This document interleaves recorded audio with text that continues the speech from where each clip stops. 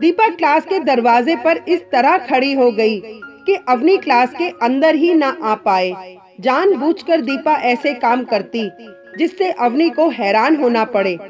अवनी जानती थी कि दीपा से कुछ भी कहना बेकार है, इसलिए वो वापस पलट गई। पीछे जोरदार ठहाका लगा। अवनी की आंखों में नमी उतर आई। एक समय था जब ये दोनों पक्की सहेलियां थीं। हर बात में एक दूसरे का साथ था, पर आज केवल प्रतिद्वंदी हैं। उनका दोस्ताना देख कितनी कोशिश चलती थी कि इस दोस्ती में दरार पड़ जाए। मालूम तो सबको ही था कि दीपा कान की कितनी कच्ची है। अवनी ही उसे संभाल कर रखती है। पहले कही बात को परखो, फिर विश्वास करो। कितनी बार तो अवनी ये बात दीपा के कानों में डाल चुकी थी। उसे कहाँ पता था कि उसकी सीख ऐसे हवा में उड़ जाएगी। दोनों पढ़ाई के साथ टेबल टेनिस में भी माहिर थीं। इस बार खिलाड़ियों का चयन होना था स्टेट लेवल पर। शुरुआती प्रतियोगिता में दोनों आमने सामने थीं। ये केवल इत्तेफाक था कि अवनी का लगाया जोरदार शॉट दीपा की उंगलियों को चोटिल कर गया। इसी आधार पर उसे प्रतियोगिता से बाहर होना पड़ा। अवनी का चयन हो गया। वे लड़कियां जो जाने कब से इसी मौके की तलाश में थीं, उनकी दोस्ती तोड़ने का सुनहरा मौका हाथ लगा। फिर जाने कितने अफसाने बने और अवनी के प्रति दीपा का मन खट्टा कर गए। अवनी की कोई सफाई काम न आई। दीपा की ये बेरुखी अवनी को तोड़ गई।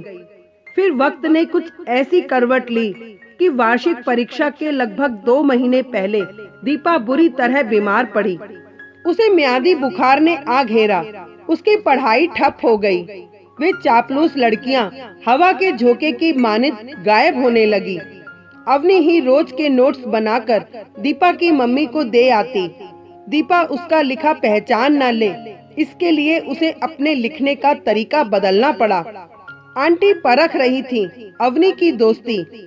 एक दिन आंटी ने ही बताया कि नोट्स मिलने के बाद भी दीपा उदास एवं हताश है।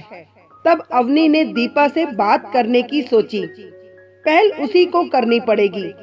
वो नादान केवल मुंह फुलाना ही जानती है। अवनी के सामने आते ही मानो दीपा का इतने दिनों का बांधा गुस्सा निकल पड़ा। दीपा और खरी सुनाती अवनी को कि माँ आ गई। बस कर अवनी, अपनी दोस्ती साबित करने के लिए और कितने इम्तिहान दोगी। ये नादान नहीं समझ पाएगी तुम्हारी दोस्ती को। फिर माँ ने दीपा के बीमार होने से लेकर अब तक का सारा किस्सा बयान किया। दीपा हैरान थी, शर्मिंदा भी। उसकी आंखों में आंसू आ गए। अवनी ने उसे गले लगा लिया। इतने दिनों का बिछोह दोनों की आंखों से आंसू बनकर बह निकला। आंटी की आंखें भी नम थीं। 1 महीने के बाद दोनों एक साथ स्कूल पहुंची। वे चापलूस लड़कियां आंखें चुराते हुए इधर उधर हो गईं। उनकी दोस्ती अग्नि परीक्षा से गुजरकर और भी खरी हो गई थी।